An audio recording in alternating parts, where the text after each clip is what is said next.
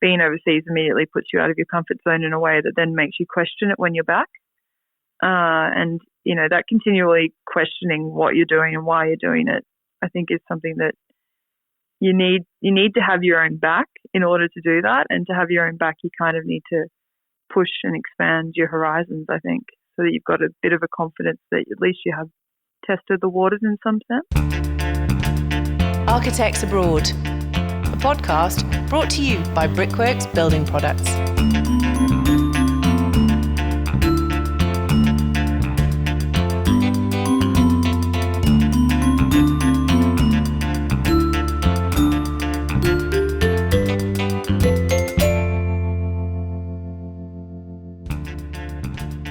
G'day, I'm Tim Ross and welcome to Architects Abroad, a podcast for Brickworks Building Products.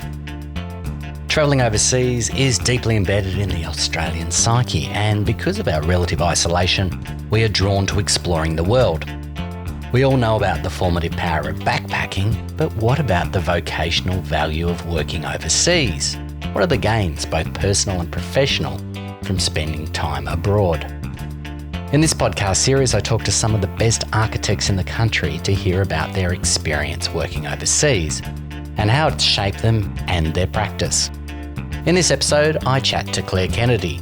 Clare was, until very recently, a Brisbane-based architect who undertakes projects either on her own or as part of 5 Mile Radius, a practice she founded in 2016 to research and promote the use of construction materials local to building sites.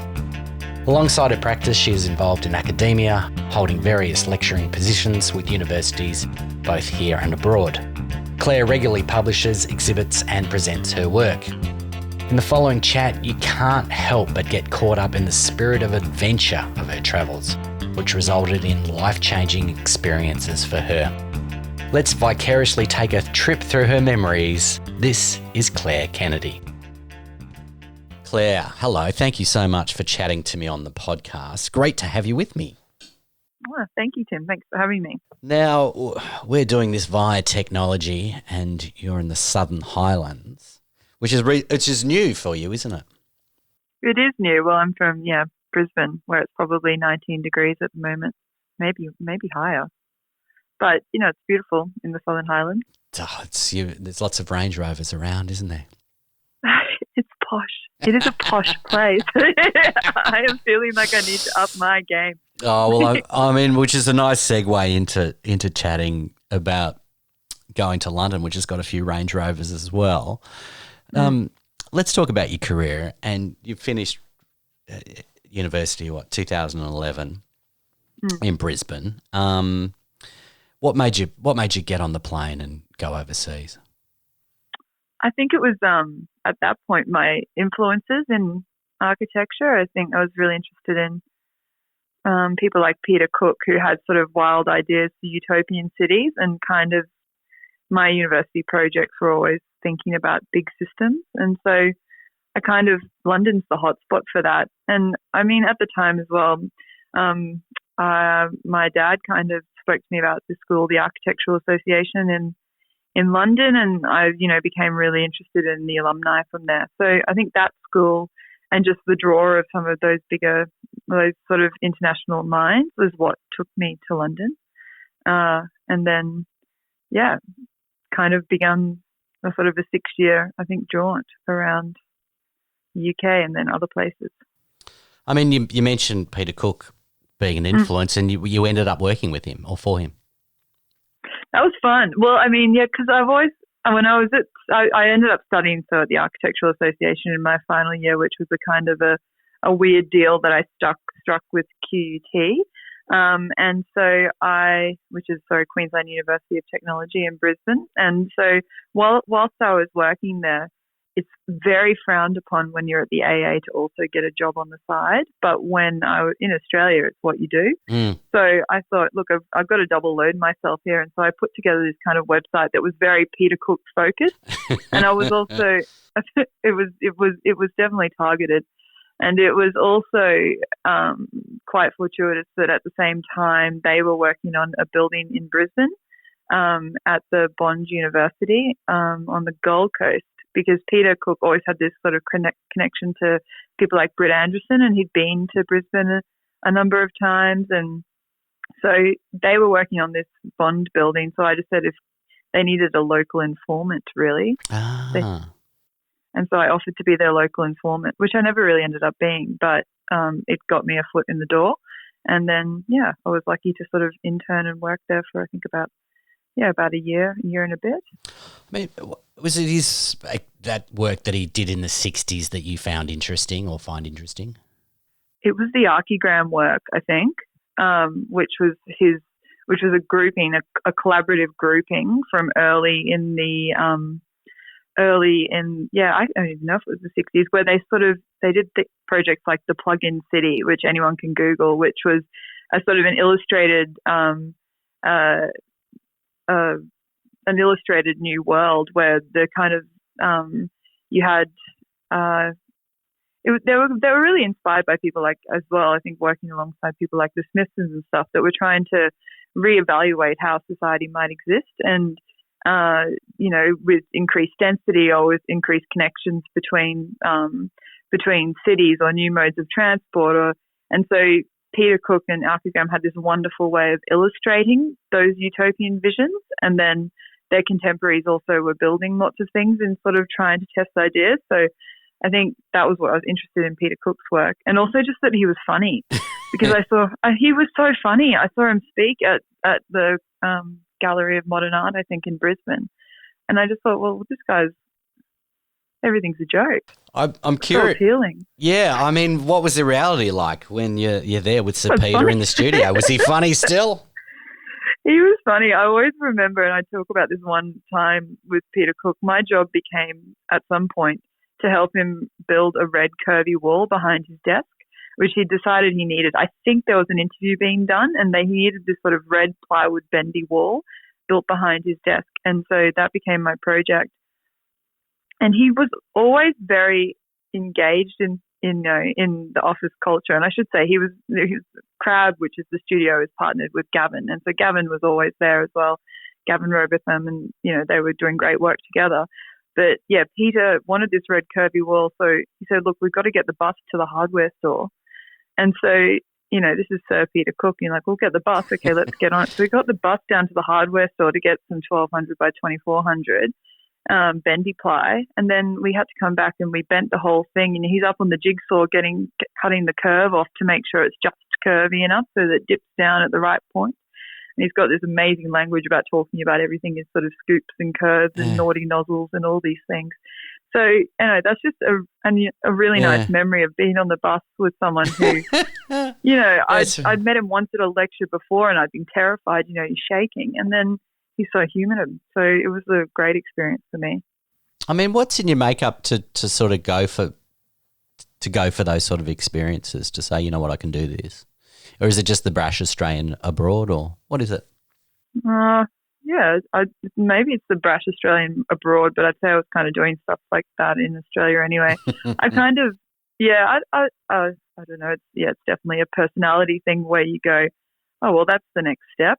And so you sort of just decide on what the next step is, and then you sort of quietly go about making it happen. Not that I can always do that, but that was one time that the world's definitely things aligned.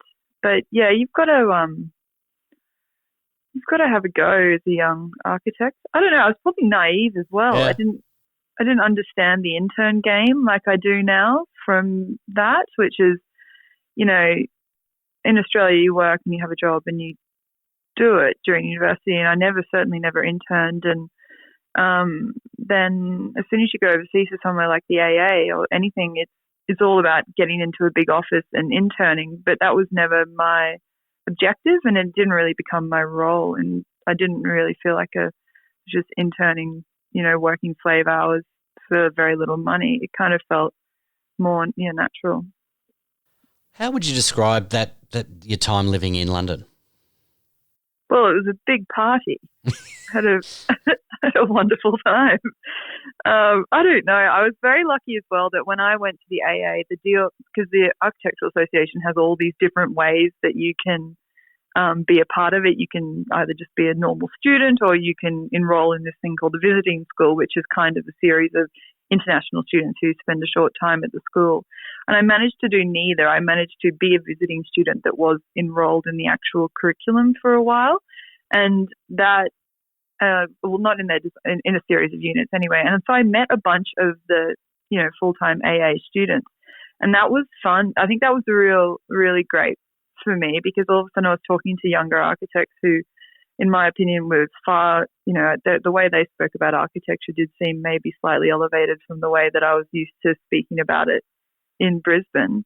And they also had great houses and great parties in New London very well. So I think that network that I built around that time made London really wonderful. And I'm still friends with those people and still draw on it from time to time, for sure. And what led you to leave London and head to India?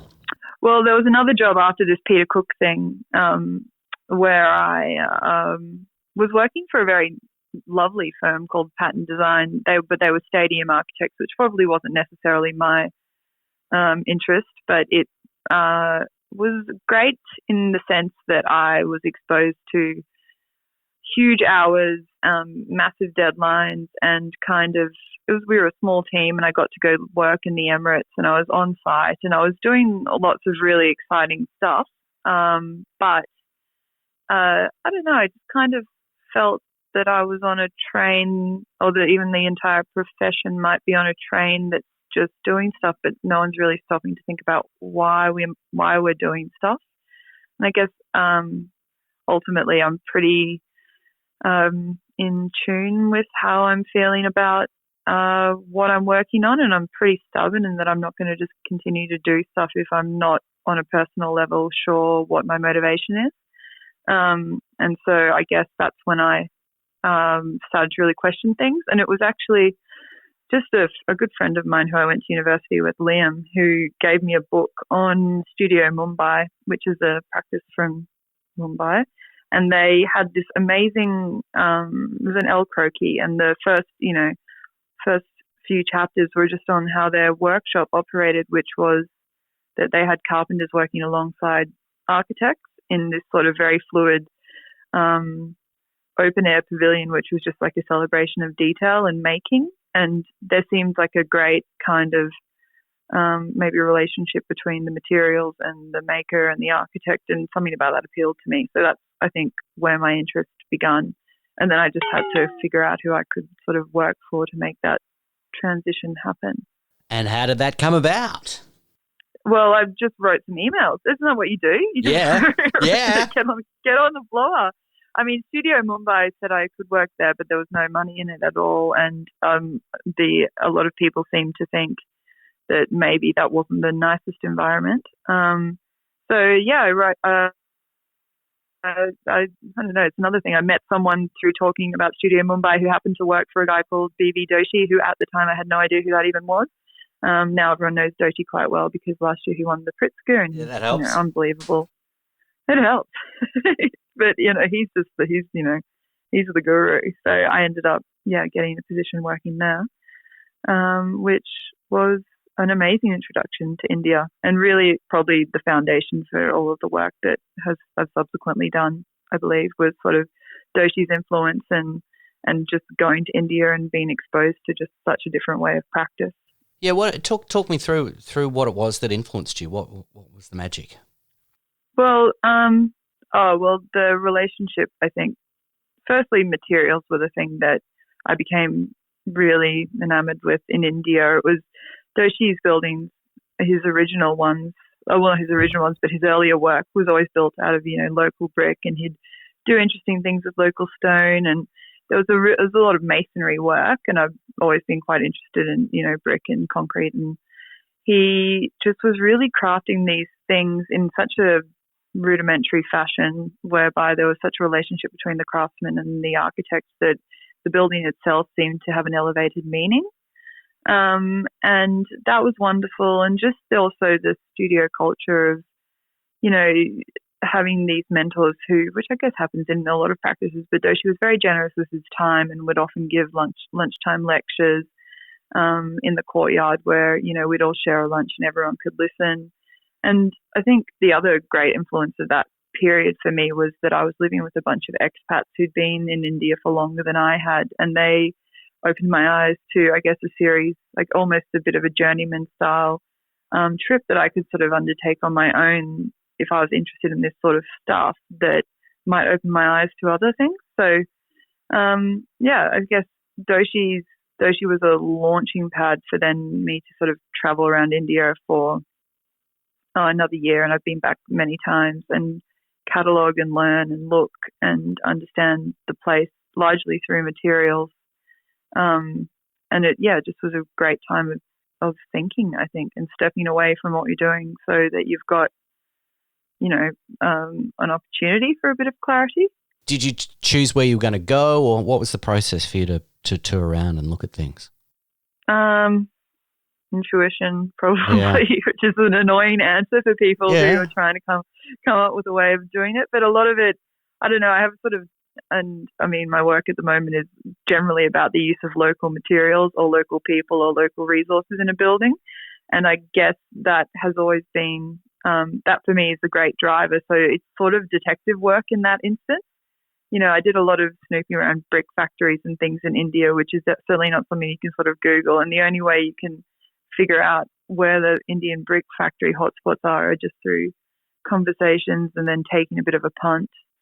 Or maybe, I'd find one person that I knew I could speak to in an area. And in India, people are pretty open doors. So all of a sudden you've got a tour of something booked for the next day, and you kind of just keep going, in this sort of, because there was not really an agenda at that point. I was really kind of open to just following things and just making sure that I sort of was very good with documenting, which I think you always find architects that have travelled abroad and taken a reasonable record of what they've seen are drawing from it again, time and time and time. So, I kept a pretty good record of that period and just followed my nose. You are listening to Architects Abroad, a podcast for Brickworks Building Products. If you want to see any of the projects mentioned in this podcast, head to the gallery at the Brickworks YouTube channel.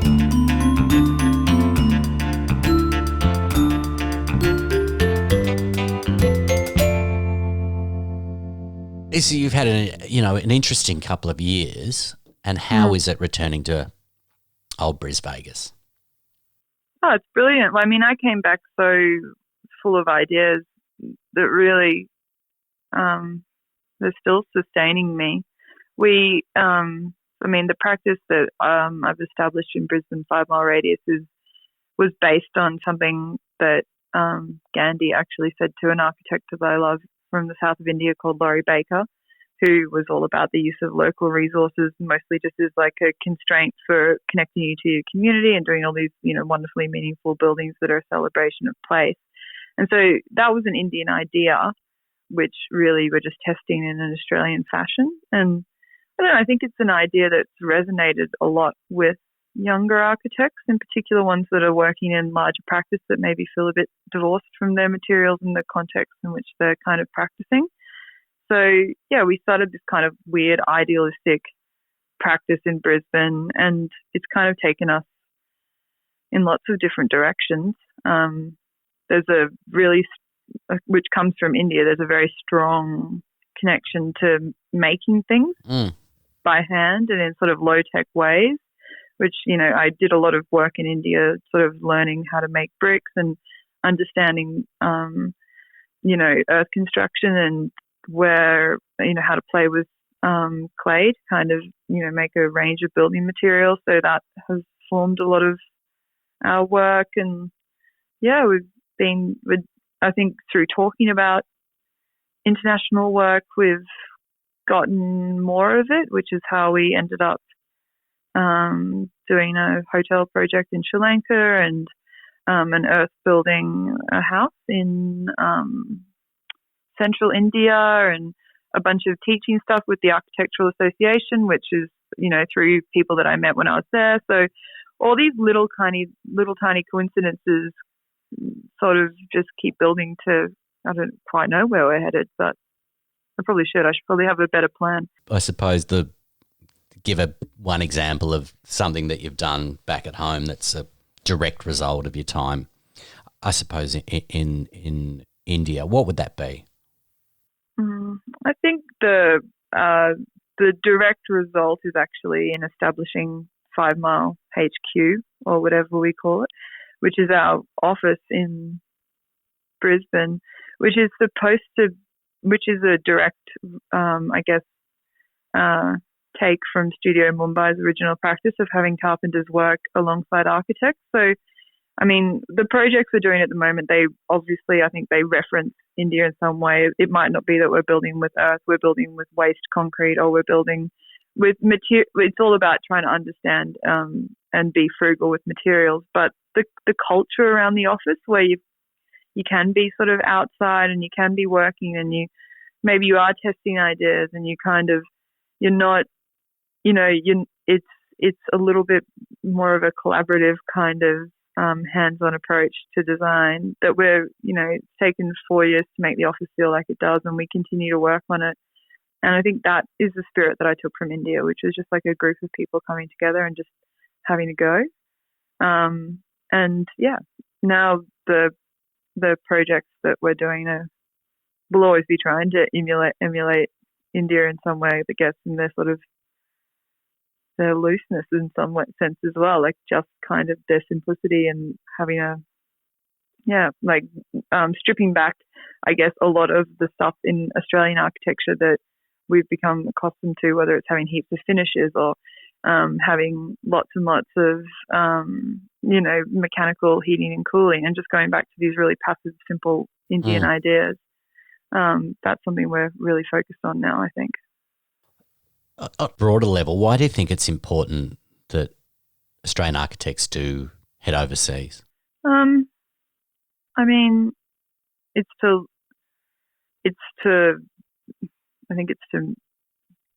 lots of things. Partly it's to get used to meeting people in different contexts. It's about sort of the social training, which leads to perhaps sort of empathy or understanding, or just a broader understanding of where you sit within the world and as you practice. And then it's obviously to see detail and to just look and have a bit of time to draw things and see the streets and see how buildings were built and how they've weathered. And I don't know. And obviously I think also it's good to maybe get a broad range of experience working with lots of different practices. And so being overseas immediately puts you out of your comfort zone in a way that then makes you question it when you're back. And, that continually questioning what you're doing and why you're doing it, I think is something that you need to have your own back in order to do that. And to have your own back, you kind of need to push and expand your horizons, I think, so that you've got a bit of a confidence that at least you have tested the waters in some sense. Well, I've got a real sense of your confidence from this conversation, and I'm sort of, I really admire it. Yeah, I'm such a scaredy cat. So, it's like, oh my God, you've done nothing. You've done nothing. I was like, I don't want to do. I couldn't do that. Which I mean, yeah, you could. Which is one of the things I love about doing this podcast. But the final thing I will ask you about is that we mentioned at the top that you're not in Brisbane at the moment. You're in Bowral for a period of time. And you are going to do some collaborations with the brick factory there. Oh, yeah, let's put it out there. Yeah, so I'm in Bowral. I'm actually living in Berrima, which is a very cute town, about 10 minutes from Bowral, so there's lots of interesting things down here. There's the Bowral Brick Factory, which is now a Brickworks or Austral factory, but it's been here for forever. And then, the house that I'm living in is 200 years old and all made out of handmade bricks. And then there's the Sturt Craft Centre, I believe is its formal name, and they have a wonderful pottery school and have a, really rich alumni of artists who go there to work on various ceramic projects. So, yeah, I'm trying to put together a little bit of a project, which I think might be a sort of a pavilion or that explores the potentials of working with the brick factory, maybe doing some unfired earth stuff with the brick factory as well. Maybe looking at doing some mud brick or compressed earth block, and then working with, of course, always the local soil to see what we can kind of do. And yeah, that's all I really know for now, but I'm figuring it out as I go. Well, I'm certainly sure you will figure it out as you go. I think you've got a knack for that. And it'll take a break from the antiquing down there in Barrel, which is a bit of that going on. It's no antiquing. There is a delightful pub, and no, it's really nice. It's great nature. It's beautiful. Well, enjoy your time there. I really appreciate you talking to me today, Claire. It's been an absolute pleasure, and you take care. No, thanks so much, Tim. Absolute pleasure. Talk soon. You've been listening to Architects Abroad, which is a podcast series presented by Brickworks Building Products. If you'd like to see any of the projects mentioned in this podcast, head to the gallery at the Brickworks YouTube channel. I'm Tim Ross. Thanks so much for listening.